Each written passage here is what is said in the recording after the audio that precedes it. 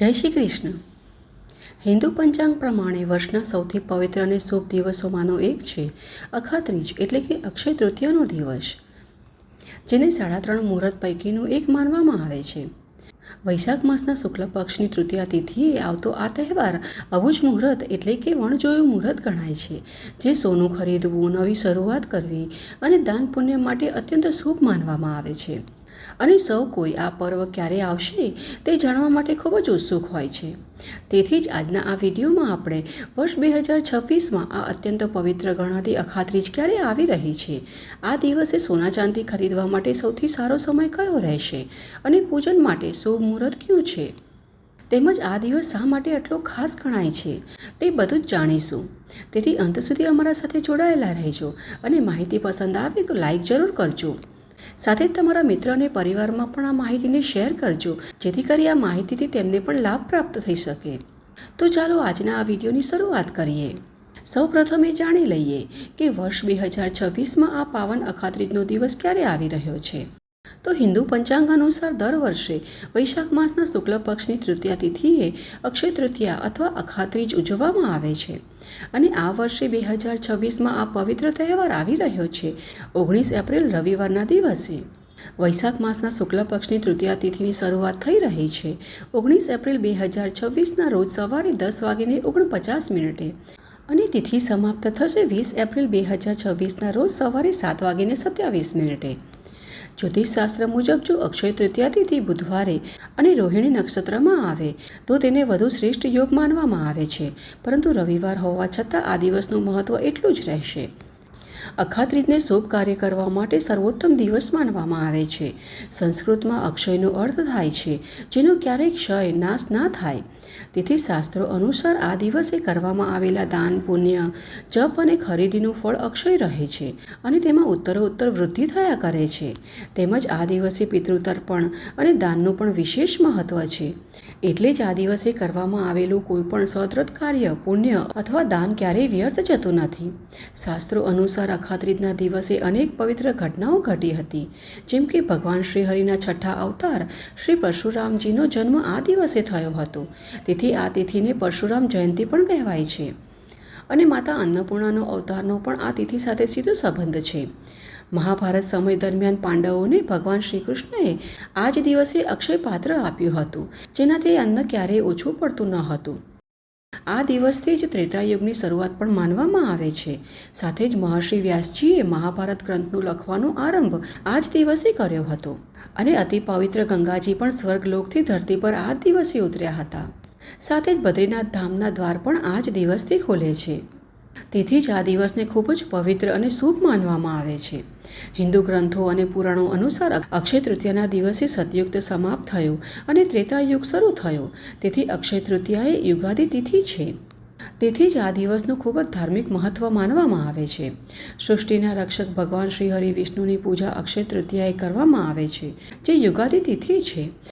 આ દિવસ ભગવાન વિષ્ણુના આશીર્વાદથી ખૂબ જ ધન્ય છે, તેથી આ દિવસે ભગવાન વિષ્ણુના લક્ષ્મીનારાયણ સ્વરૂપની પૂજા અને તેમને પ્રસન્ન કરવા માટે અત્યંત મહત્વપૂર્ણ ગણાય છે।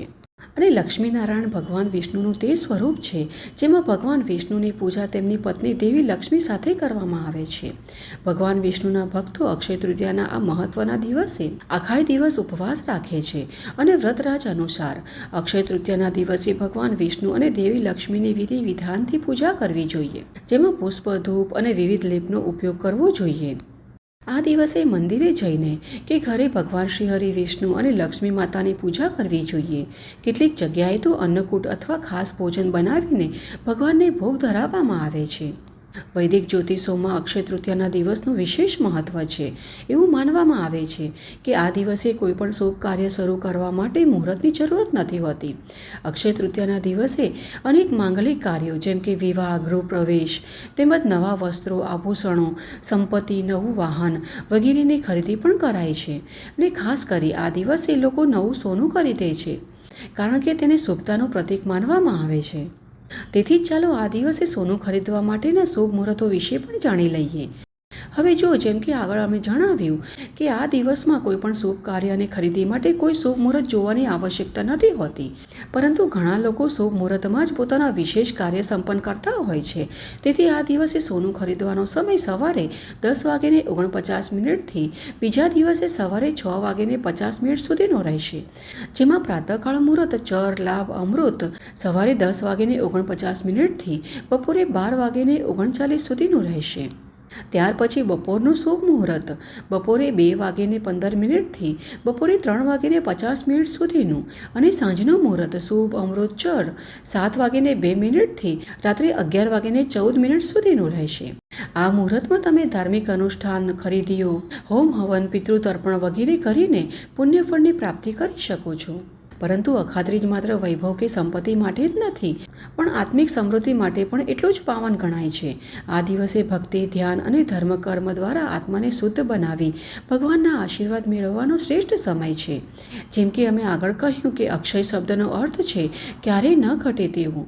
તેથી આ દિવસે જપ, યજ્ઞ, પિતૃતર્પણ, દાન પુણ્ય, ધર્માર્થ કાર્ય, સ્વાધ્યાય, વેદોનો અભ્યાસ અને ભગવાન શ્રી હરિ વિષ્ણુની સાથે માતા લક્ષ્મીની પૂજા કરવામાં પોતાનો વધારેમાં વધારે સમય વ્યતીત કરવો જોઈએ, જેનાથી પ્રાપ્ત થતા ફળ ક્યારેય ઓછા થતા નથી, જે વ્યક્તિ સાથે હંમેશા રહે છે. તેથી આ દિવસનો પૂર્ણ લાભ ઉઠાવવો જોઈએ અને વિવિધ પવિત્ર સ્થળોએ પવિત્ર જળમાં સ્નાન કરવું જોઈએ, ભગવાનની આરાધના કરવી જોઈએ અને પૂર્વજોને પ્રસન્ન કરવા માટે અક્ષય તૃતીયાના શુભ દિવસે જળ અને તલથી તર્પણ પણ કરવું જોઈએ, જેથી દેવતાઓની સાથે પિતૃદેવોનો પણ આશીર્વાદ આપણને મળી શકે.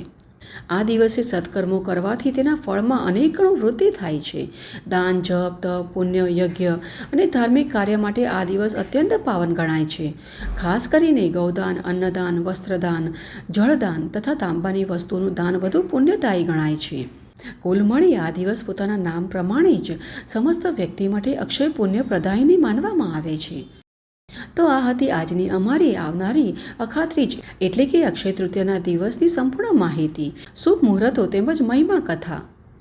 ને અમને આશા છે કે આ માહિતી તમને ઉપયોગી થશે અને આવી જ વૈદિક અને પ્રમાણભૂત માહિતીઓ પ્રાપ્ત કરવા માટે હજી સુધી તમે આ ચેનલને સબસ્ક્રાઈબ નથી કર્યું તો કૃપયા કરી રાખજો, જેથી કરી અમારા દ્વારા આવનારી બધી જ માહિતીઓ અને કથાઓ તમારા સુધી સરળતાથી પહોંચી શકે. જય શ્રી કૃષ્ણ.